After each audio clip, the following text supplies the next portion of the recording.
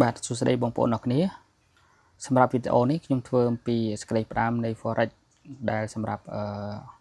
បងប្អូនថ្មីអញ្ចឹងនេះគឺជាកម្រិតមូលដ្ឋានគ្រឹះអញ្ចឹងបងប្អូនហើយសម្រាប់ថ្ងៃនេះដែរអ្វីដែលខ្ញុំចង់បង្ហាញបងប្អូនគឺមានដូចជា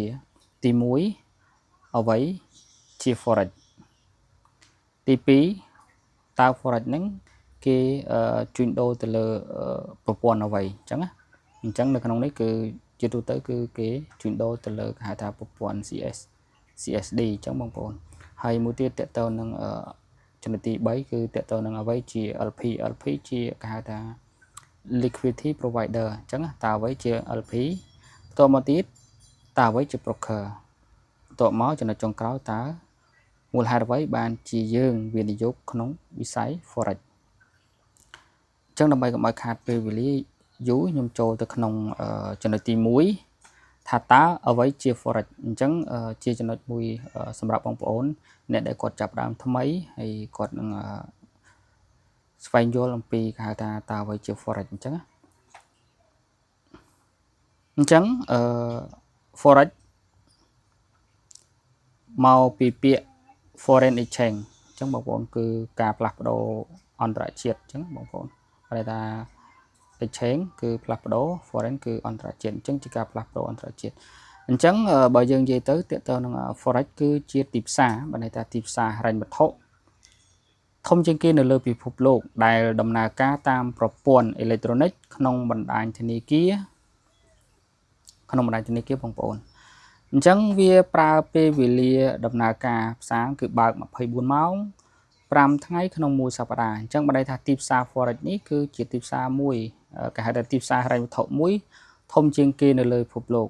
ដែលដំណើរការរបស់វាគឺដំណើរការតាមប្រព័ន្ធអេឡិចត្រូនិក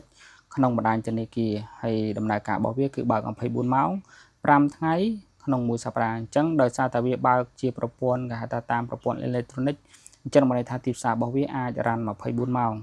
បើសិនជាទីផ្សារធម្មតាគឺយើងត្រូវការកម្លាំងមនុស្សអញ្ចឹងមនុស្សគាត់អាចគេហៅថាបើក24ម៉ោងបានអញ្ចឹងសម្រាប់ទីផ្សារ Forex នេះគឺជាទីផ្សារមួយដែលគេហៅថាអាចឲ្យយើងទិញលក់នៅក្នុងទីផ្សារហ្នឹងគឺមានរយៈពេល24ម៉ោងទិញពេលណាក៏បានហើយវាមានគេហៅថាថ្ងៃដែលជួញដូរគឺ5ថ្ងៃក្នុងមួយសប្តាហ៍អញ្ចឹងយើងបកមកវិញតកតងទីផ្សារ Forex គឺជាទីផ្សារតកតងនឹងហិរញ្ញវត្ថុគឺតកតងនឹងលុយអញ្ចឹងបងប្អូនអញ្ចឹងទីផ្សារបើយើងនិយាយទីផ្សារគឺជាកន្លែងគេហៅថាមានអ្នកទិញមានអ្នកលក់អញ្ចឹងណាអញ្ចឹងបើយើងទីផ្សារក្រៅយើងមានលក់អីវ៉ាន់មានអំបិលប៊ីចេងឬក៏កណាត់ខោអញ្ចឹងណាអញ្ចឹងច្បាស់ណាស់គឺមានអ្នកទិញមានអ្នកលក់ហើយសម្រាប់ទីផ្សារ Forex នេះវាជាទីផ្សារហិរញ្ញវត្ថុអញ្ចឹងបានន័យថានៅក្នុងទីផ្សាររបស់វាគឺតកតងទៅលើខាងហិរញ្ញវត្ថុគឺតកតងទៅលើលុយអញ្ចឹងលើលុយអញ្ចឹងទីផ្សារ Forex គឺទីផ្សារមួយដែលតកតងនឹងគេហៅថាទីផ្សារតកតងនឹងខាងលុយអញ្ចឹងបងប្អូនអញ្ចឹងតកតងដំណើរការរបស់វាគឺ24ម៉ោងហើយ5ថ្ងៃក្នុងមួយសប្តាហ៍បន្ទាប់មកទៀតទីផ្សារ Forex នេះវាមានទំហំបើន័យថាទំហំជួញដូរប្រចាំថ្ងៃនេះគឺច្រើនមែនតើបងប្អូនគឺ6.6 trillion អាហ្នឹងក្នុងឆ្នាំ2019 អញ្ចឹងទំហំរបស់វាគឺការទិញលក់ប្រចាំថ្ងៃរបស់វាហ្នឹងគឺលុយច្រើនណាបងប្អូនបានន័យថាអ្នកទិញអ្នកលក់នៅក្នុងហ្នឹងច្រើន6.6 trillion គឺច្រើនមែនតើបងប្អូនអញ្ចឹងបានជាគេថាទីផ្សារហ្នឹងជាទីផ្សារហិរញ្ញវត្ថុធំជាងគេនៅលើពិភពលោកអញ្ចឹងបងប្អូនអាហ្នឹងជាហេតុផលដោយសារតែគេមានអ្នកជួញដូរមានអ្នកទៅទិញលក់ក្នុងទីផ្សារហ្នឹងច្រើនអញ្ចឹងណាបន្ទាប់មកទៀតវាជាអីគេវាជាទីផ្សារហិរញ្ញវត្ថុអន្តរជាតិមួយដែលអនុញ្ញាតឲ្យយើងចូលទៅទិញលក់រូបិយប័ណ្ណនៃប្រទេសនានានៅលើពិភពលោកដូចជាយើងអាចទិញលក់រូបិយប័ណ្ណដុល្លារយូរ៉ូផោនយេនអញ្ចឹងយើងអាចទៅទិញលក់ហាងឆេងឬក៏ទិញលក់គេហៅថារូបិយប័ណ្ណនៅក្នុងទីផ្សារហ្នឹងអញ្ចឹងយើងបានគ្រប់ប្រទេសដែលគាត់វាមានគេហៅអត្រាប្តូរប្រាក់នៅក្នុងទីផ្សារ Forex អញ្ចឹងបន្តមកទៀតគឺយើងអាចទិញលក់ទំនិញបើថា commodity អាហ្នឹងគឺតាក់ទងទៅលើគេហៅថាផលិតផលដូចជាមាសដូចជាប្រាក់ដូចជាប្រេងនិងផលិតផលផ្សេងទៀតផលិតផលផ្សេងទៀតអញ្ចឹងបងប្អូនអញ្ចឹងវាមាននៅក្នុងទីផ្សារវាមានអាចជារូបិយប័ណ្ណរបស់ប្រទេសនានាវាអាចមានជាទំនិញអញ្ចឹងទំនិញវាអាចមានជាមាសមានជាប្រាក់មានជាប្រេងអញ្ចឹងបងប្អូន ហើយមួយទៀតក៏យើងអាចទៅទិញលក់នៅខែភាគហ៊ុននៅក្នុងភាគហ៊ុនរបស់ក្រុមហ៊ុនមានដូចជា Apple Tesla Facebook អីផ្សេងអញ្ចឹងក្នុងហ្នឹងក៏យើងអាចទិញភាគហ៊ុនបានហើយអញ្ចឹងហើយមួយទៀតគឺតាក់ទងនឹងសន្ទុះផ្សារភាគហ៊ុនអញ្ចឹងសន្ទុះផ្សារភាគហ៊ុននេះគឺមានដូចជា SP 500 US 100ឬក៏ US 30អញ្ចឹងបងប្អូននេះគឺតាក់ទងនឹងសន្ទុះភាគហ៊ុនអញ្ចឹងបណ្ដាទីផ្សារនេះគឺយើងអាចឲ្យយើងជួញដូរទៅលើគេហៅថារូបិយប័ណ្ណទៅលើផលិតផលមាសឬក៏ប្រាក់ឬក៏ប្រេងអញ្ចឹង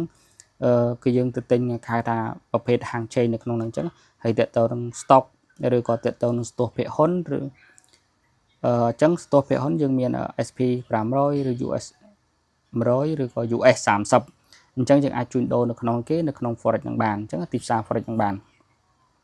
អញ្ចឹងនេះគឺជាចំណុចចាប់ផ្ដើមត្រួសសម្រាប់បងប្អូនស្វែងយល់ហើយបន្ទាប់មកទៀតអញ្ចឹងកតាដែលនាំឲ្យគេហៅថាផលិតផលឬក៏រូបិយប័ណ្ណនៅក្នុងទីផ្សារនឹងប្រែប្រួលអញ្ចឹងវាអាចមកពីកត្តាសេដ្ឋកិច្ច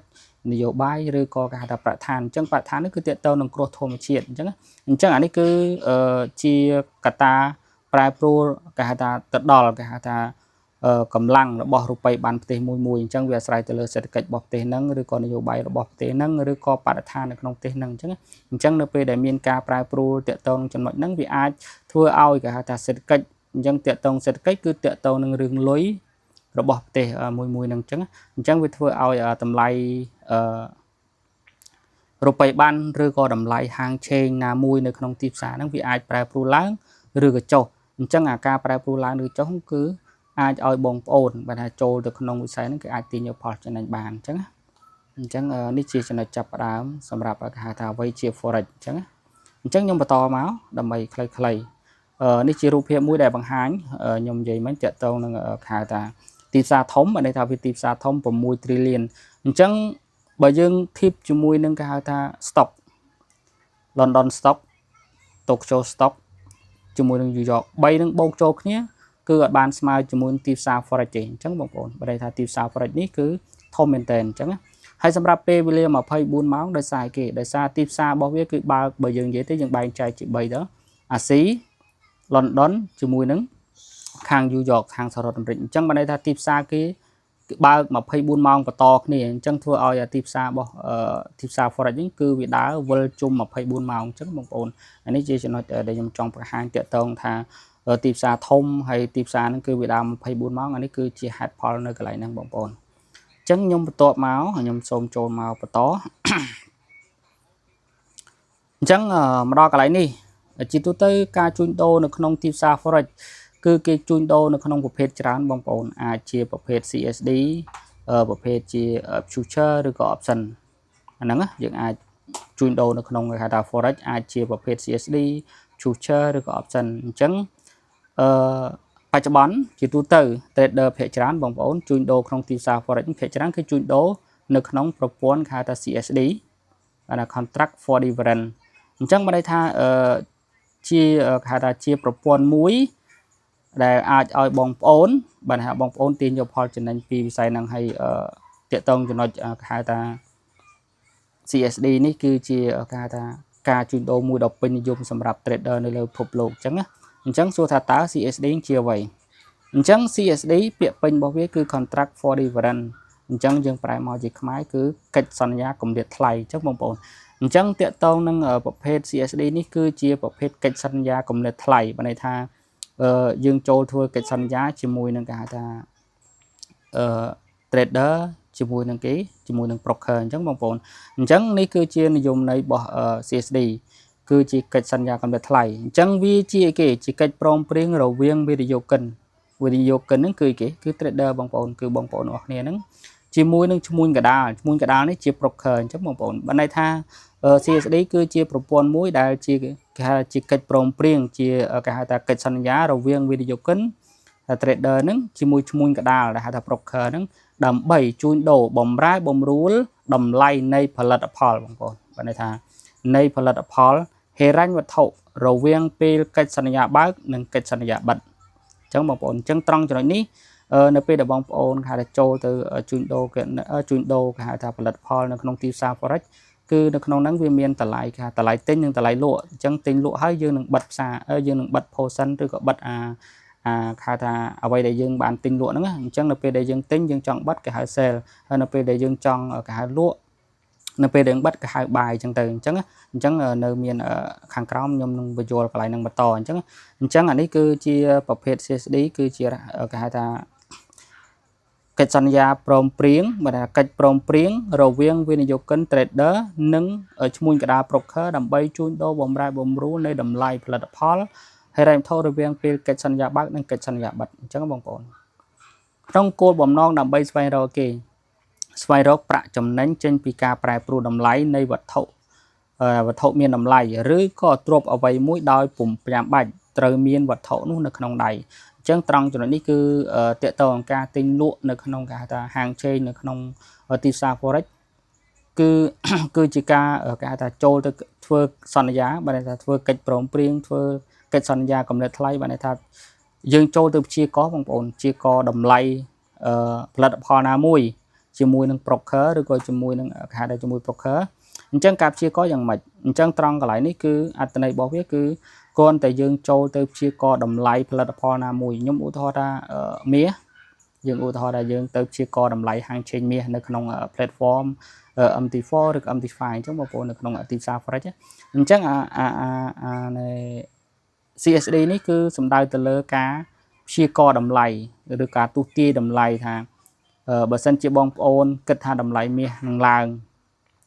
បងប្អូនចូលទៅទិញណាបើបងប្អូនគិតថាតម្លៃមាសហាងឆេងមាសនឹងឡើងបងប្អូនចូលទៅទិញអញ្ចឹងនៅពេលដែលតម្លៃមាសរបស់វានេះឡើងមែនអញ្ចឹងបានន័យថាគឺបងប្អូនចំណេញហើយបងប្អូនចំណេញបានប្រាក់អញ្ចឹងប៉ុន្តែបើក្នុងលក្ខខណ្ឌណាមួយនៅពេលដែលបងប្អូនចូលទៅព្យាករតម្លៃឡើងយើងទិញហើយប៉ុន្តែតម្លៃហាងឆេងនេះមាសនេះវាអត់ឡើងទេវាបែរជាចុះវិញ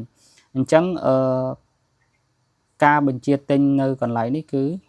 ការព្យាករនេះគឺព្យាករខុសទិសដៅអញ្ចឹងវាធ្វើឲ្យបងប្អូនអាចខាតបង់អញ្ចឹងមួយទៀតសម្រាប់ទិសដៅលក់វិញអញ្ចឹងបើសិនជាបងប្អូនព្យាករថាតិចទៀតបានន័យថារយៈពេល1ម៉ោងឬក៏2ម៉ោងក្រោយតម្លៃហាងឆេងមាសនៅក្នុង platform វាអាចនឹងចុះថ្លៃអញ្ចឹងបងប្អូនចាប់ផ្ដើមធ្វើកិច្ចសន្យាលក់អញ្ចឹងបើសិនជាទីផ្សារមាសហ្នឹងនៅពេលដែលយើងលក់វាចុះមកមែនបានន័យថាបងប្អូនបានទទួលបានផលចំណេញហើយបានទទួលផលចំណេញនៃការព្យាករមួយហ្នឹងហើយអញ្ចឹងប៉ុន្តែបើក្នុងករណីដែលព្យាករហើយចុះហើយប៉ុន្តែមាសហ្នឹងវាអត់ចុះទេវាបែរជាផ្ទុយឡើងទៅលើវិញអញ្ចឹងធ្វើឲ្យការព្យាករបងប្អូននេះគឺខុសទិសដៅអញ្ចឹងបានន័យថាក្នុងពេលហ្នឹងគឺខាតហើយបងប្អូនខាតហើយអញ្ចឹងខាតក្នុងកម្រិតណាមួយគឺនៅពេលដែលបងប្អូនបិទខាតប្រមាណគឺអាហ្នឹងនៅពេលដែលបងប្អូនចាក់ចេញពីទីផ្សារអញ្ចឹងតកតងនឹងគេហៅថាប្រភេទ CSD contract for difference តកតងនឹងកិច្ចសន្យាកម្រិតថ្លៃនេះវាជាការបែរថាជាការទុះទាយព្យាករតម្លៃបែរថាបើយើងនិយាយទៅលក្ខណៈដូចថាយើងទៅភ្នាល់ជាមួយមេបែរថាយើងភ្នាល់ថាអូខេតម្លៃរបស់វានឹងឡើងឬក៏ចុះអញ្ចឹងទៅអញ្ចឹងបើសិនវាដើរទៅតាមអ្វីដែលយើងបានគិតអញ្ចឹងយើងអាចទទួលបានផលចំណេញអញ្ចឹងបងប្អូននឹងអត្ថន័យរបស់គេហៅថាប្រព័ន្ធ CSD គឺលក្ខណៈរបៀបហ្នឹងបងប្អូនគឺលក្ខណៈដូចថាប្រៀបដូចជាយើងព្យាករតម្លៃនៅពេលដែលយើងព្យាករតម្លៃត្រូវគឺយើងអាចទទួលបានផលចំណេញអញ្ចឹងបងប្អូនអញ្ចឹងនៅក្នុងហ្នឹងគឺតកតងជាមួយទៀតតកតងនឹងគេហៅថា leverage បងប្អូនតកតងនឹង leverage អញ្ចឹង leverage នេះគឺជាមេគុណបំប៉ោងឬក៏គេហៅថាពង្រីកដើមទុនដើម្បីឲ្យបងប្អូនធ្វើការទិញលក់នៅក្នុងទីផ្សារឲ្យបានច្រើនអញ្ចឹងបងប្អូនអានេះគឺជាគេហៅថាមេគុណមួយបំប៉ោងដើមទុនរបស់យើងឲ្យយើងអាចមានលទ្ធភាពចូលទៅទិញលក់នៅក្នុងទីផ្សារបានច្រើនអញ្ចឹង leverage នេះគឺផ្ដល់មកយើងគឺតាមរយៈក្រុមហ៊ុនអញ្ចឹងបងប្អូនអញ្ចឹងអានេះគឺឧទាហរណ៍ថាតើឧទាហរណ៍ថាក្រុមហ៊ុននេះគឺគាត់ផ្ដល់ leverage 1 លើ 100នេះបានន័យថាយើងយកដើមទុនរបស់យើងដែលយើងបានដាក់ហ្នឹងគុណនឹង100ដងអញ្ចឹងណាគុណនឹង100ដងមកអញ្ចឹងបានន័យថា leverage 1 លើ 100បានន័យថាដើមទុនដែលយើងដាក់គឺគុណនឹង100ដងអញ្ចឹងណាប៉ុន្តែដើមទុនរបស់យើងគឺនៅតែដើមទុនរបស់យើងដែលដាក់ដំបូងទេគ្រាន់ថានេះគេផ្ដល់ leverage គឺជាគេហៅថា គេថារូបភាពមួយបំប៉ោងដើមទុនរបស់យើងនឹងឲ្យអាចឲ្យយើងនឹងចូលទិញនៅក្នុងទីផ្សារនឹងបានច្រើនអញ្ចឹងឧទាហរណ៍ថាក្រុមហ៊ុនគាត់ផ្ដល់ leverage 1 លើ 100 អញ្ចឹងមានន័យថាយើងអាចប្រើដើមទុនតែ$10យើងអាចចូលជួញដូរទ្រព្យសកម្មតម្លៃ$1000បានអញ្ចឹងមានន័យថាយើងមានលុយនឹង$1ទេប៉ុន្តែនៅក្នុងហាងឆេងរបស់ទីផ្សារមួយហ្នឹងតម្លៃរបស់វាបច្ចុប្បន្ន$1000អញ្ចឹងបើសិនជាយើងមានតែលុយ$10ទេសួរថាយើងអាចទៅទិញតម្លៃ$1000បានអត់បានទេអញ្ចឹងយើងត្រូវកាយគេleverage អញ្ចឹងយើងគិតទៅបើសិនជាយើងដាក់$10ហើយយើងគុណនឹង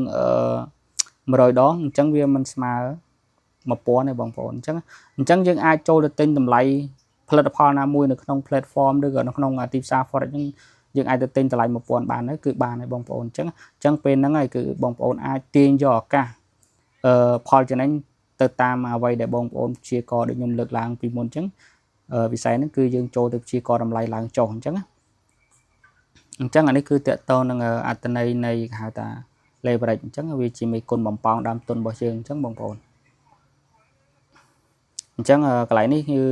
ខ្ញុំតកតទៅនឹងបង្ហាញពីឧទាហរណ៍អំពីដំណើរការនៃការព្យាករតម្លៃតកតទៅហៅថាប្រភេទ CSD អញ្ចឹងឧទាហរណ៍អញ្ចឹងបងប្អូនតកតទៅនឹងហៅថាកិច្ចសន្យាហ្នឹងកិច្ចសន្យាកំណត់ថ្លៃគេគិតមិនអញ្ចឹងឥឡូវឧទាហរណ៍ថាតម្លៃមាសបច្ចុប្បន្ននៅក្នុងបច្ចុប្បន្នគឺតម្លៃ$1800ក្នុងមួយអោនអញ្ចឹងអានេះគឺឧទាហរណ៍តកតទៅនឹងតម្លៃហាងឆេងមាសអញ្ចឹងហាងឆេងមាសនៅក្នុងទីផ្សារ forex គេគិតជាអោនណាបងប្អូនអញ្ចឹងខ្ញុំឧទាហរណ៍ថាតម្លៃបច្ចុប្បន្ន$1800ក្នុងមួយអោនបើសិនបើយើងធ្វើការថាធ្វើកិច្ចសន្យាទិញមាសនៅក្នុងតម្លៃ$1800ចំនួនប៉ុន្មានចំនួនគេហៅថា500សំទោស50អោនអញ្ចឹងអានេះគឺជាការព្យាកររបស់បងប្អូនគិតថាតម្លៃរបស់វានឹងកើនឡើងអញ្ចឹងយើងចូលទៅធ្វើកិច្ចសន្យាទិញមាសពេលដែលយើងទិញមាសក្នុងតម្លៃ$1800ចំនួន50អោនអញ្ចឹងបន្ទាប់មកយើងបញ្ចប់កិច្ចសន្យាទិញនឹងនៅក្នុងតម្លៃបើន័យថាតម្លៃវាឡើងដល់$1810អញ្ចឹង$1810អញ្ចឹងយើងឡើងបានប្រមាណលេខយើងឡើងបាន10លេខអញ្ចឹងយើងទិញប្រមាណយើងទិញ50អោនអញ្ចឹងយើងយក10គុណ50យើងចំណេញបានប្រមាណគឺយើងចំណេញបាន$500បងប្អូនអានេះអាហ្នឹងនៅពេលដែលយើងចូលព្យាករហើយត្រូវទៅតាមទិសដៅអ្វីដែលយើងបានព្យាករអញ្ចឹងយើងអាចទទួលបានផលចំណេញហើយក្នុងលក្ខខណ្ឌឡើយនេះដូចគ្នាដែរវាអាចខាតបង់ដែរប្រសិនបើការព្យាកររបស់យើងនេះវាអត់ត្រឹមត្រូវទៅតាមអ្វីដែលយើងបានព្យាករយើងចូលទៅទិញក្នុងតម្លៃ$1800ប៉ុន្តែទិញនេះគឺរំពឹងថាវានឹងឡើងប៉ុន្តែស្រាប់តែមាសនឹងចុះមក$7090បើនៃខុសទិសដៅរបស់យើង10លេខដក10លេខទៅវិញអញ្ចឹងយើងទិញ50អោនអញ្ចឹងយើងយកគុណជាមួយនឹង50មកពេលហ្នឹងហើយខុសទិសដៅរបស់យើងគឺយើងខាតអញ្ចឹងបើន័យថាយើងខាត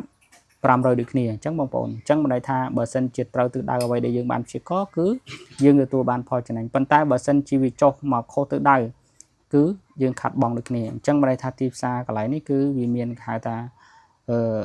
មានខាតមានចំណេញអញ្ចឹងមកចំណុចទី2គឺកិច្ចសន្យាក្នុងការលក់ម្ដងប្រសិនបើយើងធ្វើកិច្ចសន្យាលក់មាសនៅក្នុងតម្លៃគេតម្លៃបច្ចុប្បន្នគឺ$1800ឧទាហរណ៍ណា$1800ហើយយើងលក់នៅក្នុងគេហៅ50អោនបន្ទាប់មកនៅពេលដែលយើងចូលគេហៅថាចូលធ្វើកិច្ចសន្យាលក់ហើយស្រាប់តែមាសនឹងចុះមកយើងក៏បានបញ្ចប់កិច្ចសន្យាលក់មាសនឹងនៅតម្លៃ$1790អញ្ចឹងបានន័យថាវាចុះពី$1800មក$1790បានន័យថាគម្លាតរបស់វាពី$1800មក$1790បានន័យថាវាចុះបាន10លេខអញ្ចឹងក្នុងន័យនេះគឺវាត្រូវតាមអ្វីដែលយើងព្យាករអញ្ចឹង$1800ចុះមក$1710គឺយើងមានគេថាគម្លាតដែលនៅពេលដែលយើងលក់ហើយនៅពេលដែលតម្លៃដែលយើងបិទហ្នឹងគឺ10លេខអញ្ចឹងយើង order 50អោនអញ្ចឹងយើងយក10គុណនឹង50អោនមកយើងឃើញគេ500បានន័យថាយើងអាចចំណេញបាន$500ក្នុងគម្លាតថ្លៃប៉ុណ្ណឹងអញ្ចឹងប៉ុន្តែផ្ទុយទៅវិញប្រសិនបើការលក់របស់យើង ការក្តីគេហៅថាការរំពឹងរបស់យើងថាវានឹងចុះថ្លៃ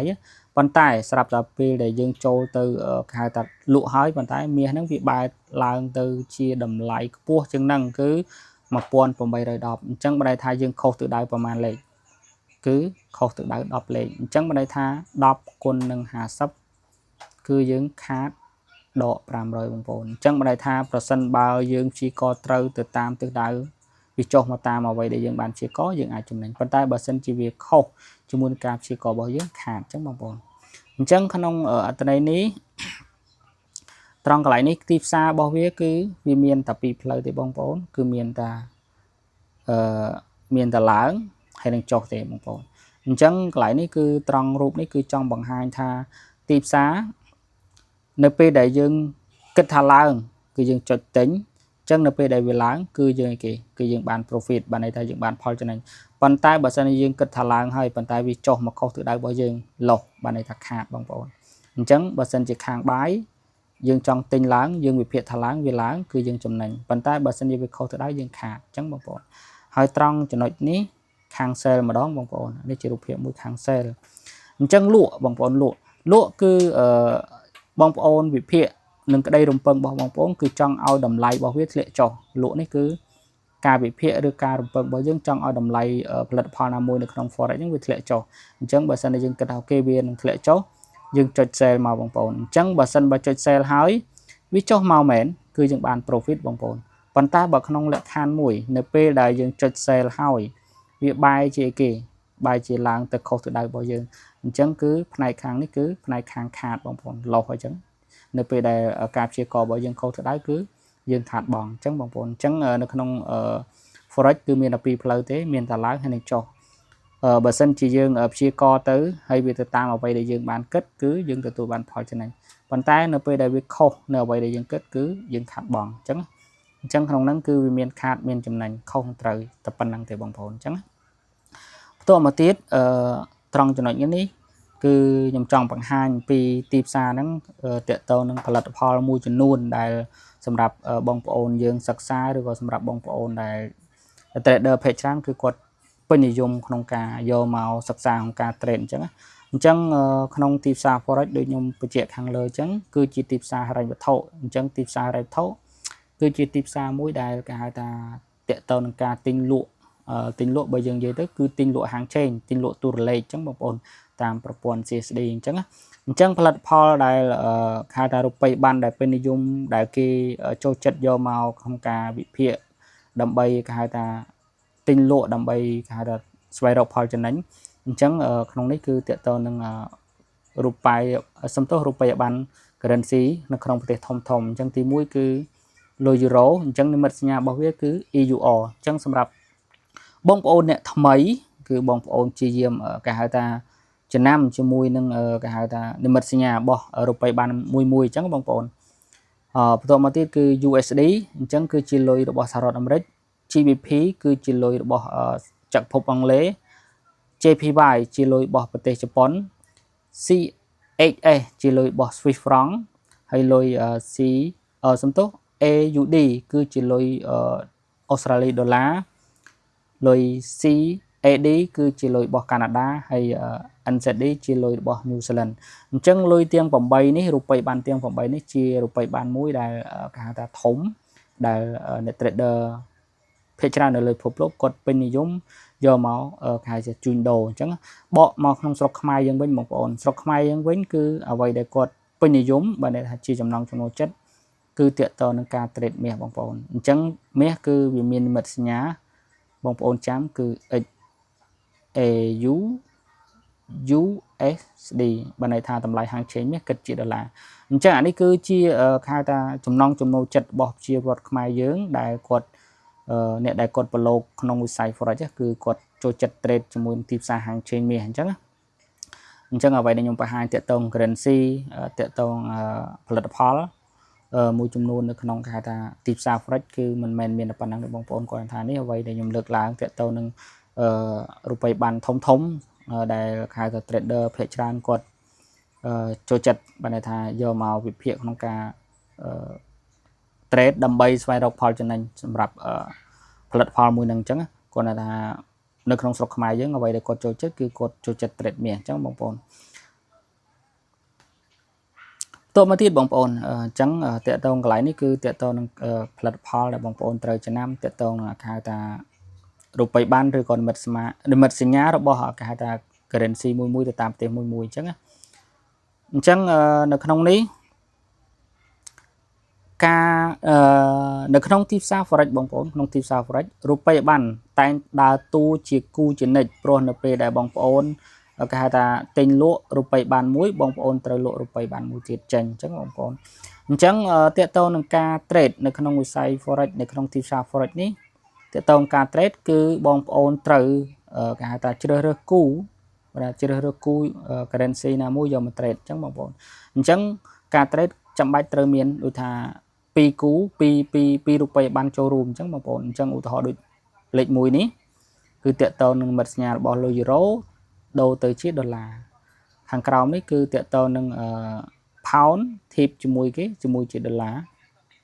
ខាងក្រោមលុយជប៉ុនសំទោសលុយដុល្លារធៀបជាមួយលុយយ៉េនហើយខាងក្រោមនេះគឺលុយដុល្លារធៀបជាមួយលុយកាណាដាខាងក្រោមនេះគឺលុយអូស្ត្រាលីធៀបជាមួយលុយដុល្លារខាងក្រោមនេះលុយញូហ្សេឡង់ធៀបជាមួយនឹងដុល្លារខាងក្រោមនេះលុយដុល្លារធៀបជាមួយគេជាមួយ Swiss franc អញ្ចឹងបងប្អូនអញ្ចឹងយើងឃើញថាផលិតផលគឺវាតែងតែមានគេហៅថា2គូដើម្បីគេហៅថា2 currency ដើម្បីចូលរួមក្នុងការឲ្យបងប្អូនវិភាគទឹកដៅឬក៏គេហៅថាកំណត់តម្លៃដើម្បីស្វែងរកឱកាសទិញលក់អញ្ចឹងបងប្អូនអញ្ចឹងនៅក្នុងទីផ្សារ forex គឺត្រូវមានគេហៅថា currency 2ចូលរួមដើម្បីអាច trade បានអញ្ចឹងបងប្អូនអញ្ចឹងខាងលើនេះវាអត្ថន័យថាគឺជាអត្រាប្តូរប្រាក់ទេបងប្អូនបើយើងងាយយល់អញ្ចឹង2គូនេះបានន័យថាគូនៅខាងឆ្វេងនេះបានន័យថាខាងនេះគេហៅថា base currency បងប្អូន base currency អញ្ចឹងឯកតារបស់វា1អញ្ចឹង1អញ្ចឹងបានន័យថា1យូរ៉ូ1ផោន1ដុល្លារ1ដុល្លារ1អូស្ត្រាលីដុល្លារ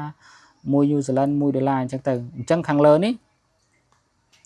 យូរ៉ូធៀបជាមួយដុល្លារអញ្ចឹងអត្ថន័យរបស់វាគឺមិនគឺ1យូរ៉ូ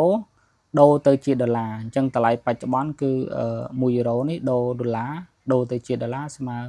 1.59ដុល្លារអញ្ចឹងទៅអញ្ចឹងបងប្អូនអញ្ចឹងខាងក្រោមនេះតម្លៃ 1.2 អញ្ចឹងទៅអញ្ចឹងគូនេះគឺជាអត្រាប្តូរប្រាក់យូរ៉ូគិតទៅជាដុល្លារផោនគិតជាដុល្លារដុល្លារគិតជាយ៉េនដុល្លារគិតជាខេតបណ្ដាលុយកាណាដាអូស្ត្រាលីគិតជាដុល្លារញូហ្សេឡង់គិតជាដុល្លារគិតជា Swiss franc ហើយខាងក្រោមនេះគឺតម្លៃហាងឆេងមាសអញ្ចឹងបងប្អូនអញ្ចឹងអាហ្នឹងគឺសិតជាផលិតផលដែលបងប្អូនត្រូវសិក្សាយកមកធ្វើការទិញលក់អញ្ចឹងនៅក្នុងទីផ្សារ forex អញ្ចឹងបងប្អូនអញ្ចឹងខ្ញុំបន្តមកក្រោមអញ្ចឹងនៅក្នុងនេះខ្ញុំនិយាយមិញគឺតកតនឹងការtrade គឺយើងចាំបាច់ត្រូវមានគេហៅថា currency 2ចូលរួមអញ្ចឹងបងប្អូនអញ្ចឹងខាងឆ្វេងនេះគឺគេហៅថា base currency ឯកតារបស់វាគឺស្មើ1អញ្ចឹងឲ្យតែនៅខាងឆ្វេងគឺយើងគិតជាមួយឯងឧទាហរណ៍ថាខាងឆ្វេងនេះជាយូរ៉ូអញ្ចឹងយើងគិតជា1ដុល្លារ1យូរ៉ូអញ្ចឹងបងប្អូនហើយខាងនេះគឺជាគេហៅថារូបិយប័ណ្ណដែលយើងត្រូវបដូរគេហៅថាឬក៏ថា1យូរ៉ូនេះយើងដូរទៅជាដុល្លារបានន័យថាដូរជាដុល្លារបានប្រមាណអញ្ចឹងបច្ចុប្បន្នតម្លៃវាស្មើប្រមាណដុល្លារអញ្ចឹងទៅចានេះគឺជាគេហៅ currency ដែលយើងត្រូវបដូរបានន័យថាត្រូវបដូរយូរ៉ូទៅជាដុល្លារតម្លៃដុល្លារតើ1យូរ៉ូបច្ចុប្បន្នយើងអាចដូរជាដុល្លារនឹងឬគិតជាដុល្លារនឹងបានប្រមាណដុល្លារអញ្ចឹងអានេះគឺឧទាហរណ៍1យូរ៉ូយើងដូរបានប្រមាណ 1.15 សេនអញ្ចឹងទៅបានន័យថាបានន័យថាវាថ្លៃជាងបានន័យថាយូរ៉ូនេះវាថ្លៃជាងដុល្លារអញ្ចឹង1យូរ៉ូនេះបើយើងដូរទៅជាដុល្លារគឺយើងបាន1ដុល្លារជាងអញ្ចឹងបងប្អូននេះគឺអត្ថន័យរបស់វាអញ្ចឹងណាអញ្ចឹងភាសាតកតនឹងការអានតម្លៃខាងក្រោយរបស់គេថាតម្លៃរូបិយប័ណ្ណឬក៏អត្រាប្តូរប្រាក់ហ្នឹងជាទូទៅនៅក្នុងទីផ្សារ forex គឺគេគិតជា pip បងប្អូនគេគិតជា pip នេះគេអានជា pip ក្នុងតម្លៃខាងក្រោយនេះបើយើងគិតកាក់សេនបើយើងអានជាកាក់ជាសេនអញ្ចឹងប៉ុន្តែនៅក្នុងទីផ្សារ forex គឺតួលេខរបស់វាខាងក្រោយនេះគឺគេឬក៏គេហៅថាតម្លៃតួលេខគេគិតជា pip បងប្អូនអញ្ចឹងជាទូទៅបងប្អូនចាំតកតនឹងតម្លៃហាងឆេងរបស់ទីផ្សារ forex ឧទាហរណ៍ដូចយូរ៉ូដុល្លារអញ្ចឹងឬគូផ្សេងទៀតអញ្ ចឹងបងប្អូនត្រូវចាំថាខាងក្រោយក្បៀសគឺមានលេខ5ខ្ទង់ជាទូទៅគឺខាងក្រោយក្បៀសហ្នឹងគឺមានលេខ5ខ្ទង់ប៉ុន្តែអ្វីដែលយើងអានភិបគឺយើងអត់រាប់ពីក្រោយទេបងប្អូនគឺរាប់ពីខ្ទង់ខាងនេះមកយើងចោលមួយខ្ទង់ខាងក្រោយអញ្ចឹងយើងគិតរាប់ពីភិបនេះចាប់ពីមកពីលេខនេះមកអញ្ចឹងបងប្អូនអញ្ចឹងខ្ទង់នេះបើយើងនិយាយទៅយើងគិតជាភិបអញ្ចឹងនេះជាខ្ទង់រាយខ្ទង់10ខ្ទង់100ខ្ទង់ពាន់ខ្ទង់10000អញ្ចឹងទៅអញ្ចឹងបើសិនជាវាប្រែប្រួលនៅខ្ទង់នេះយើងអត់គិតខ្ទុយយើងកាត់ក្បៀសកាត់ខ្ទុយចោលមួយបងប្អូនអញ្ចឹងយើងកាត់ខ្ទុយអញ្ចឹងកាត់ខ្ទុយចោលមួយបើន័យថាយើងចាប់ដើមរាប់ថាតើទីផ្សារហាងឆេងមាសនេះនៅពេលដែលយើងទិញលក់នឹងវាឡើងចុះវាបានប្រមាណភិបអញ្ចឹងការគិតភិបគឺយើងរាប់ពីតួលេខខាងនេះបងប្អូនគឺតួលេខចាប់ពីលេខ6នេះទៅអានឹងយើងគិតជាខ្ទង់រាយភិបអានេះខ្ទង់100ខ្ទង់សំទោសខ្ទង់100ដងទៀតអានេះគឺខ្ទង់រាយភិបខ្ទង់10ភិបខ្ទង់100ភិបខ្ទង់1000ភិបខ្ទង់10000ភិបអញ្ចឹងយើងចង់ដឹងថាតើទីផ្សារហ្នឹងការព្យាករណ៍របស់យើងឡើងទៅប្រមាណភិបឬក៏ចុះមកប្រមាណភិបគឺបងប្អូនចាប់រាប់ពីតួនេះមកអញ្ចឹងបើសិនជាវាប្រែប្រួលឧទាហរណ៍ថាពីឧមាថាពី96នេះឡើងទៅដល់97ឧមាថា97អញ្ចឹងណាអញ្ចឹងវាឡើងបានប្រមាណភិបអញ្ចឹងមានន័យថាការប្រែប្រួលរបស់វាគឺបានមួយភិបអញ្ចឹងបងប្អូនហើយបើសិនជាវាប្រែប្រួលពី96ចុះមក95អញ្ចឹងការប្រែប្រួលរបស់វាចុះមួយភិបអញ្ចឹងបងប្អូនអញ្ចឹងភិបបើសិនបើយើងរាប់គឺយើងរាប់ចាប់ពីខ្ទង់បើយើងនិយាយទៅគឺខ្ទង់ទី4នេះមកបើថាខាងនេះគឺខ្ទង់រាយគេហៅថាភិបទី1អញ្ចឹងអាហ្នឹងគឺប្រែប្រួលឡើងចុះមួយលេខគឺមួយភិបហើយប៉ុន្តែខ្ទង់នេះគឺប្រែប្រួលមួយលេខគឺ10ភិបខ្ទង់នេះប្រែប្រួលមួយលេខគឺ100ភិបខ្ទង់នេះប្រែប្រួលមួយលេខគឺ1000ភិបអញ្ចឹងទៅអញ្ចឹងបងប្អូនអញ្ចឹងនេះគឺគាត់ជាចំណុចមួយដែលឲ្យបងប្អូនគេថាស្វែងយល់អញ្ចឹងគាត់ថានៅពេលដែលយើងចូលទិញលក់ជាក់ស្ដែងគឺយើងមិនបាច់ទៅអង្គុយគុណបូកដកភិបហ្នឹងទេអញ្ចឹងគាត់ថាឲ្យយើងយល់ថាតើការទិញលក់របស់យើងបានប្រមាណភិបការប្រែប្រួលរបស់វាបានប្រមាណភិបឲ្យយើងយល់ថាអូខេវាប្រែប្រួលបាន10ភិប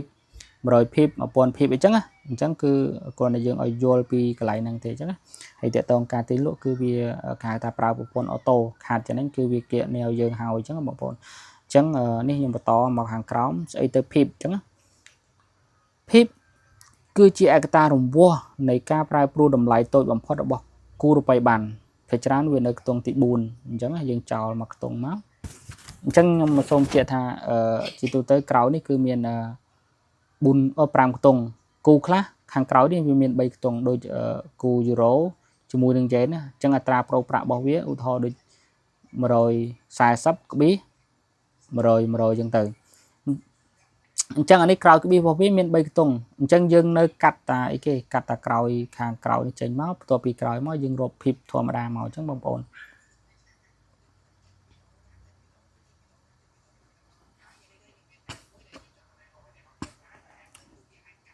អញ្ចឹងខ្ញុំសូមបន្តទៅខាងមុខតើតើនឹងភិបគឺជារង្វាស់ឯកតានៃការប្រែប្រួលតម្លៃតូចបំផុតរបស់ខែរូបិយប័ណ្ណភាគច្រើននៅខ្ទង់ទី4យើងរាប់ពីខ្ទង់ទី4នេះមកអញ្ចឹងបងប្អូនរាប់មកឧទាហរណ៍ថាតម្លៃហាងឆេងមាសសំទោសតម្លៃហារូបិយប័ណ្ណយូរ៉ូធីប1ដុល្លារវាឡើងពីតម្លៃ1.1596ទៅ1.1697អញ្ចឹងបានន័យថាវាឡើងបានមួយភិបអញ្ចឹងបងប្អូនអានេះគឺរបៀបអានឡើងបានប្រមាណភិបប្រែប្រួលបានប្រមាណភិបអញ្ចឹងបងប្អូនអញ្ចឹងបន្តមកទៀតគឺតាក់ទងនឹងឡតសាយអញ្ចឹងឡតសាយជាអីគេអញ្ចឹងនេះជាចំណុចមួយត្រួសសម្រាប់បងប្អូនស្វែងយល់ដោយសារបងប្អូនអ្នកថ្មីបងប្អូនអាចនឹងមិនទាន់យល់ទេប៉ុន្តែនៅពេលបងប្អូនរៀនប្រើប្រាស់ជាមួយនឹង platform ជាក់ស្ដែងគឺបងប្អូននឹងយល់ឡតសាយអញ្ចឹងបងប្អូនអញ្ចឹងនេះគ្រាន់តែខ្ញុំបង្ហាញត្រួសតាក់ទងនឹងពាក្យបច្ចេកទេសឬក៏អ្វីដែលមានតាក់ទងនៅក្នុងមូលដ្ឋានគ្រឹះ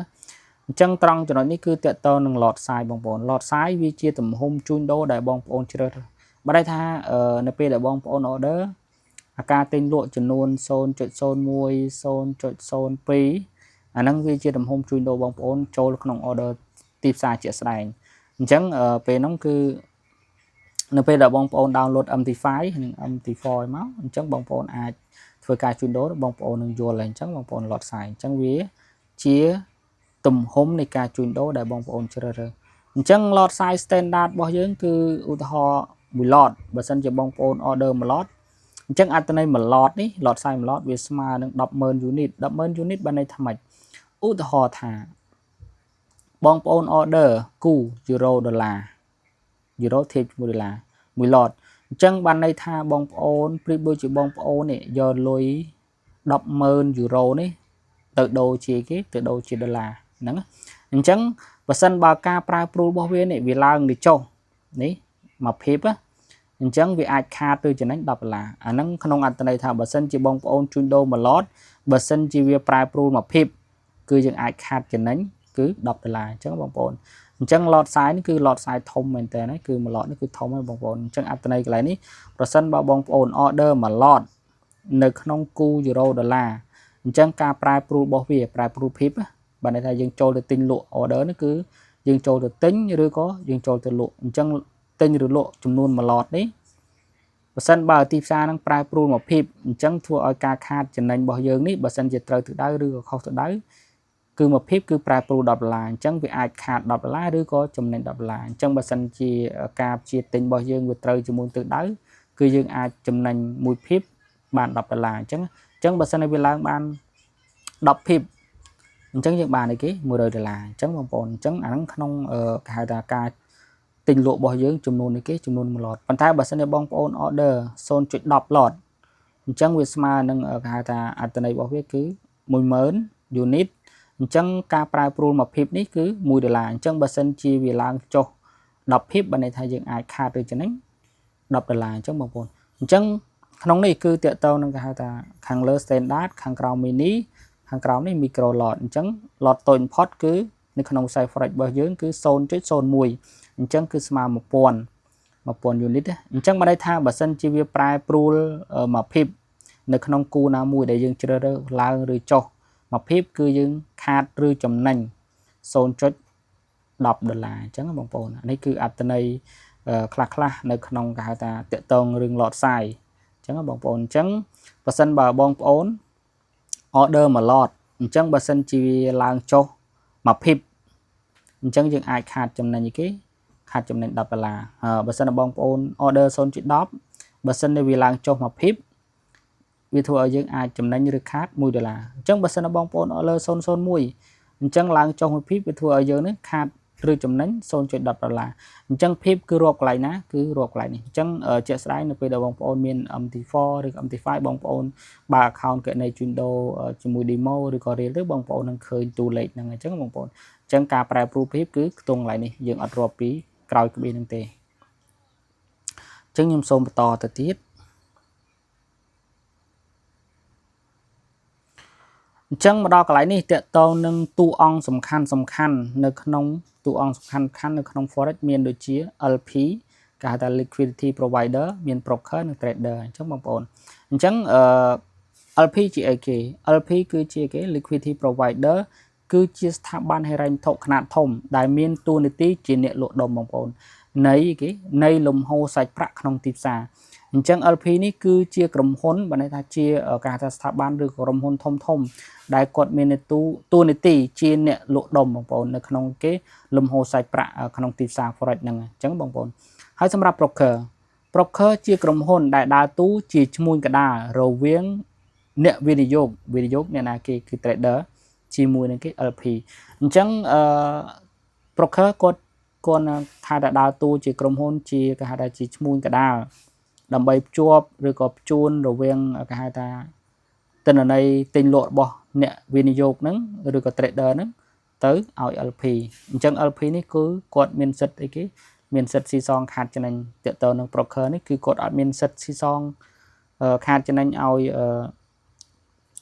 trader ទេឬក៏អ្នកវិនិយោគទេបើន័យថាគាត់ជាឈ្មួញកណ្ដាលសម្រាប់ភ្ជាប់រវាងគេហៅថា trader ជាមួយ LP អញ្ចឹងបើន័យថារាល់ការទិញលក់របស់ trader ហ្នឹងគឺគាត់បញ្ជូនទៅគេទៅ LP អញ្ចឹង LP នេះគឺជាអ្នកដែលមានសិទ្ធិគេស៊ីសងឬក៏ទូទាត់នៅប្រាក់ចំណេញខាតឲ្យ broker សំទោសឲ្យ trader អញ្ចឹងបងប្អូនអញ្ចឹងបងប្អូនអាចយល់កន្លែងហ្នឹងត្រួសអញ្ចឹងបានន័យថាទី1 LP គឺជាស្ថាប័នធំបើណាគាត់ជាគេហៅថា អ្នកដែលមានលុយច្រើនអញ្ចឹងទូនទីរបស់គាត់ជាអ្នកលក់ដុំហើយសម្រាប់ broker ជាឈ្មោះគេជាឈ្មោះកណ្ដាលរវាងវិនិយោគអ្នកវិនិយោគដែលហៅ trader ជាមួយនឹង LP អញ្ចឹងបងប្អូនហើយខាងក្រោមនេះគឺជារូបភាពតំណាងពីដំណើរការគេហៅថាការជួញដូរការទិញលក់នៅក្នុងគេហៅថា forex ហ្នឹងអញ្ចឹងតួអង្គសំខាន់ទី1គឺមានឯគេ trader ទី2 broker ទី3គឺ LP អញ្ចឹងបងប្អូនអញ្ចឹងគឺមាន3តួអង្គសំខាន់អញ្ចឹងអានេះជាចំណុចមួយដែលបងប្អូនត្រូវដឹងថាបងប្អូននៅពេលដែលបងប្អូនចង់ជួញដូរ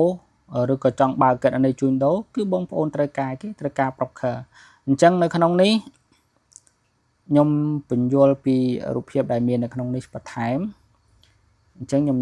បញ្យល់បើថាបង្ហាញអំពី trader ទៅអញ្ចឹងបងប្អូនអញ្ចឹង trader គាត់ជាអ្នកវិនិយោគអញ្ចឹងគាត់ជាអ្នក trade បើថាគាត់ជាអ្នកគេហៅថាធ្វើប្រតិបត្តិការនៅក្នុងការទិញលក់ក្នុងវិស័យ forex អញ្ចឹងគាត់នេះគឺគាត់ត្រូវការគេបើកគណនីជាមួយគេឈ្មោះជើងសោប condition អញ្ចឹងគាត់ trade បានគាត់ទិញលក់បានលុះត្រាតែគេគឺគាត់ត្រូវការស្វែងរក broker អញ្ចឹង broker នេះគាត់ជាអ្នកបើកគណនីជួញដូរឲ្យ trader ហើយបញ្ចូលសាច់ប្រាក់ទៅក្នុងគណនីជួញដូរគណនីប្រាក់ខាតឬចំណេញពីការវិនិយោគរបស់ trader តទៅមកទៀតរាល់ការទិញលក់របស់ trader នេះគឺខាង broker នេះគាត់បញ្ជូនទៅខាង LP អញ្ចឹង LP គាត់ជាគេអញ្ចឹង LP ជាអ្នកផ្ដល់ប្រភពតម្លៃ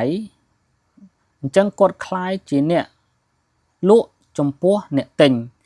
និងคล้ายជាអ្នកទិញចំពោះអ្នកលក់អញ្ចឹងបានន័យថាបើសិនបើយើងទិញផលិតផលមួយហ្នឹងអញ្ចឹង LP អ្នកលក់ឲ្យបើសិនបើយើងលក់ផលិតផលមួយហ្នឹង LP ជាអ្នកអីគេបើលក់ LP ទិញបើសិនជាយើងទិញ LP លក់ឲ្យយើងអញ្ចឹងពេលដែលខាតចំណេញគឺយើងទូទាត់ជាមួយគេជាមួយ LP ជាមួយនឹង broker គាត់ថាគាត់មានឈ្មោះកដាលសម្រាប់ធ្វើការងារហ្នឹង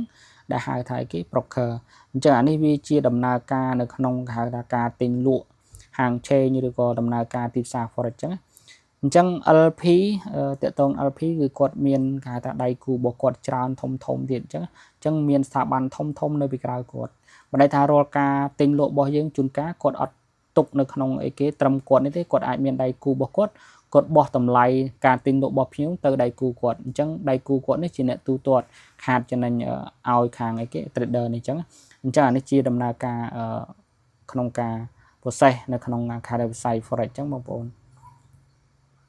ចឹងត្រង់កន្លែងនេះបើសិនបងប្អូនមានចម្ងល់អាចសាកសួរបន្ថែមបានអញ្ចឹងមកដល់ត្រង់ចំណុចនេះគឺតកតទៅនឹងគេហៅថាផ្នែក standard lot តកតទៅនឹង margin តកតទៅនឹង leverage អញ្ចឹងបងប្អូនអញ្ចឹងចំណុចនេះគឺទាំងអស់ហ្នឹងបើខ្ញុំនិយាយតកតទៅនឹង margin តកតទៅនឹង leverage ទាំងអស់នេះគឺយើងទទួលបានគេពី broker បងប្អូនអញ្ចឹងពី broker គាត់អ្នកផ្ដល់ឲ្យអញ្ចឹងវិស័យនេះដែលធ្វើឲ្យយើងចូលទិញលក់បាននៅក្នុងវិស័យនេះដោយសារតែគេដោយសារតា broker ហ្នឹងគឺគាត់បានផ្ដល់ជាមួយនឹង leverage បើសិនជាអត់មាន leverage នេះទេគឺយើងអត់អាចទៅចូលទៅទិញលក់នៅក្នុងគេហៅថាតម្លៃហាងឆេងនៅក្នុងផលិតផលរបស់ទីផ្សារ forex បានដែរអញ្ចឹង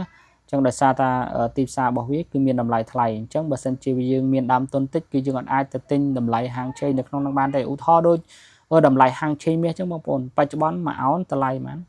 4500ជាងបងប្អូនអញ្ចឹងបើសិនជាយើងមាន$10តែយើងអាចទៅទិញបានមួយអោនអត់ទេអញ្ចឹង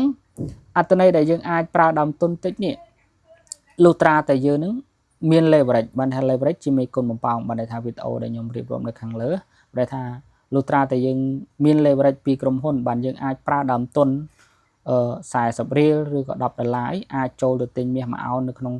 ហៅតម្លៃ4000បានអញ្ចឹងអត្ថន័យនេះtrader ដែលគាត់អាចបើថាជួញដូរនៅក្នុងវិស័យបានក្នុងវិស័យនេះបានគឺដោយសារតែក្រុមហ៊ុនគាត់ផ្ដល់ leverage ឲ្យយើងអញ្ចឹង leverage កាន់តែធំឱកាសនៃការប្រើដើមទុនតូចយើងអាចទិញផលិតផលនៅក្នុងហ្នឹងបានច្រើនអញ្ចឹងធ្វើឲ្យការទិញលក់របស់យើងអាចមានឱកាសខាតឬចំណេញច្រើនអញ្ចឹងបងប្អូនអញ្ចឹងអត្ថន័យរបស់វាគឺនៅកន្លែងហ្នឹងបន្តមកទៀតបងប្អូននេះគឺខ្ញុំមិនបញ្យល់ទេខ្ញុំសូមឡងវាអ្វីដែលខ្ញុំបានបង្ហាញហើយអញ្ចឹងមកដល់ត្រង់ចំណុចនេះគឺជាចំណុច ចុងក្រោយសម្រាប់ slide របស់យើងសម្រាប់សេចក្តីចាប់ផ្ដើមរបស់ការហៅថាទីផ្សារ forex អញ្ចឹងមូលហេតុដែលថាហេតុអ្វីបានជាយើងចូលវាយកក្នុងវិស័យ forex អញ្ចឹងបានជាយើងចូលក្នុងគេហៅថាវាយកក្នុងវិស័យ forex ទី1គឺវាជាទីផ្សារសកលបើទីផ្សារគេហៅថាធំតមកទៀតតកតងនឹងការវិនិយោគនៅក្នុងវិស័យហ្នឹងគឺយើងប្រើដើមទុនតិចបងប្អូនប្រើដើមទុនតិចដោយសារថា broker គាត់ឲ្យ leverage មកយើងអញ្ចឹងបងប្អូនហើយមួយទៀតតកតងនឹងទីផ្សារវាគឺដើរ24ម៉ោងលើ24ម៉ោងអញ្ចឹងឲ្យតែយើងមានអ៊ីនធឺណិតយើងអាចជួយទិញលក់ឬក៏គេហៅថាចូល order នៅក្នុងទីផ្សារហ្នឹងបានគ្រប់ទីកន្លែងអញ្ចឹងបងប្អូនហើយមួយទៀតតកតងផលិតផលគឺមានច្រើនអញ្ចឹងតកតងនឹងទីផ្សារបើយើងនិយាយអំពីទីផ្សារគឺយើងនិយាយពីគេហៅថាកន្លែងទិញលក់អញ្ចឹងបងប្អូនអញ្ចឹងផលិតផលកន្លែងនេះមានច្រើនបងប្អូនចង់ទិញលក់ផលិតផលអីក៏បានដែរហើយមួយទៀតតកតងនឹងទីផ្សារគឺយើងអាចគេហៅថាទីផ្សារពីផ្លូវអញ្ចឹងយើងអាចទាញយកឱកាសផលចំណេញពីការប្រែប្រួលរបស់វានៅពេលដែលឡើងចុះហ្នឹងបានពីផ្លូវទាំងពេលដែលទីផ្សារវាកំពុងឡើងឧទាហរណ៍ដូចតម្លៃហាងឆេងមាសវាកំពុងឡើងក៏យើងអាចរកឱកាសផលចំណេញពីវាបានដែរហើយនៅពេលដែលទីផ្សារហ្នឹងធ្លាក់ថ្លៃក៏យើងអាចទាញយកផលចំណេញពីការធ្លាក់ថ្លៃហ្នឹងបានដែរអញ្ចឹងដោយសារនៅក្នុងនេះគឺយើងអាចគេហៅថាទិញលក់បានទាំងពីរផ្លូវខ្ញុំបងប្អូនបើយើងធៀបជាមួយនឹងទីផ្សារខាងក្រៅអត់ទេឧទាហរណ៍ដូចយើងទិញមាសនៅខាងក្រៅទិញថោកលក់នៅថ្លៃអញ្ចឹងបងប្អូនទិញនៅតម្លៃទាបលក់នៅតម្លៃថ្លៃបានយើងបានចំណេញអញ្ចឹងបងប្អូនប៉ុន្តែបើសិនជានៅក្នុងទីផ្សារនេះអត់ទេបងប្អូនគឺនៅពេលដែលវាចុះក៏យើងអាច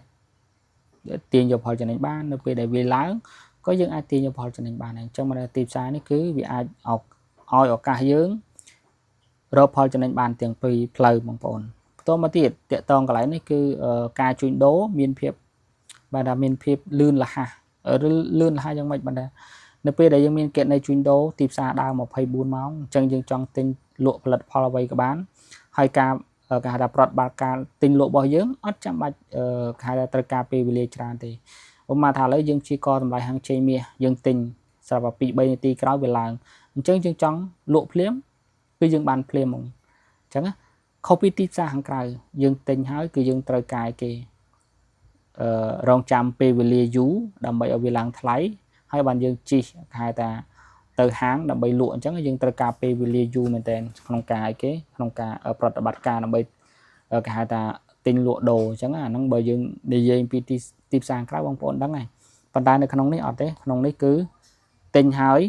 ចំណេញហើយបិទភ្លាមអញ្ចឹងយើងអាចដកលុយបានភ្លាមអញ្ចឹងបើនៅទីផ្សារនេះតាក់ទងការជួញដូររបស់វាគឺលឿនណាអញ្ចឹងនៅពេលដែលបងប្អូនបើកគណនីជួញដូរហើយយល់ហើយមានគេហៅថា account ទិញលក់ហើយគឺបងប្អូននឹងយល់កន្លែងហ្នឹងហើយនៅពេលដែលបងប្អូនទិញលក់ភ្លាមបងប្អូនចង់បិទភ្លាមក៏បានដែរហើយលុយដែលយើងបានចំណេញយើងចង់ដកភ្លាមក៏បានទូទាត់ភ្លាមក៏បានអញ្ចឹងនៅក្នុងនេះគឺទីផ្សារវាលឿននេះអានេះជាហេតុផលដែលយើងចូលវិនិយោគនៅក្នុងវិស័យ forex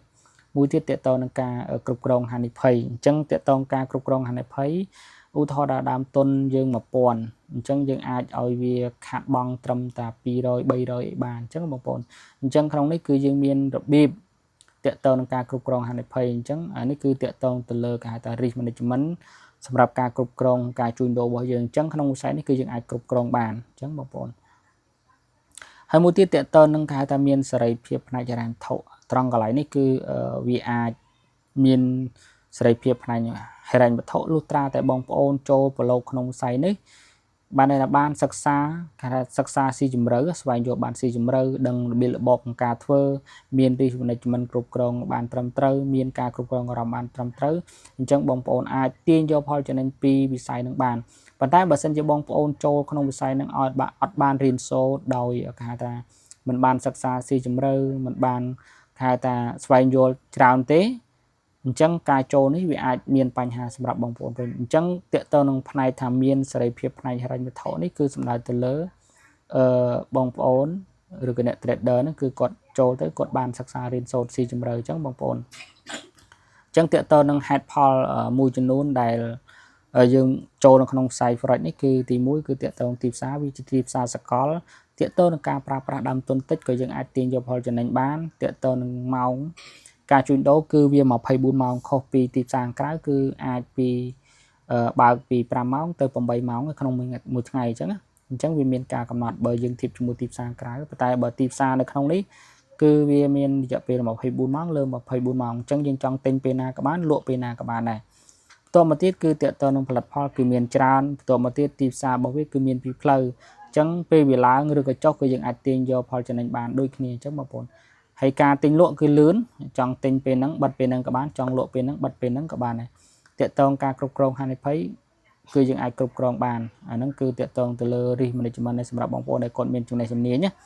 ហើយតកតងនឹងផ្នែកខាងសេរីភាពផ្នែកហិរញ្ញវត្ថុអាហ្នឹងគឺសំដៅទៅលើចំណេះជំនាញរបស់បងប្អូនដូចគ្នានៅពេលដែលយើងរៀនសូត្របានស៊ីជម្រៅគឺយើងអាចមានគេថាផ្នែកខាងសេរីភាពផ្នែកហិរញ្ញវត្ថុនៅពេលដែលយើងធ្វើបានផលចំណេញ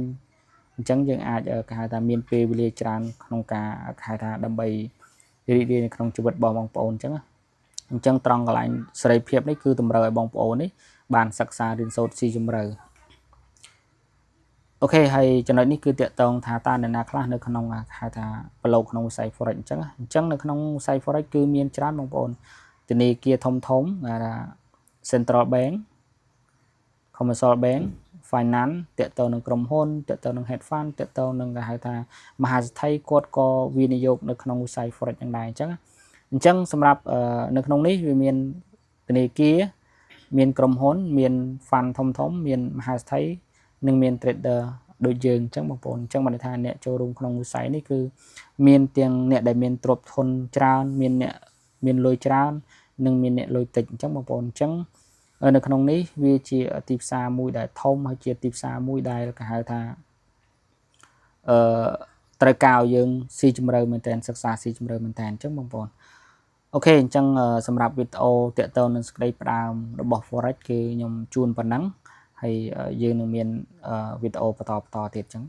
ចឹងសម្រាប់សេចក្តីផ្ដើមរបស់ Forex សម្រាប់មូលដ្ឋានគ្រឹះខ្ញុំប៉ុណ្ណឹងអរគុណច្រើនបងប្អូន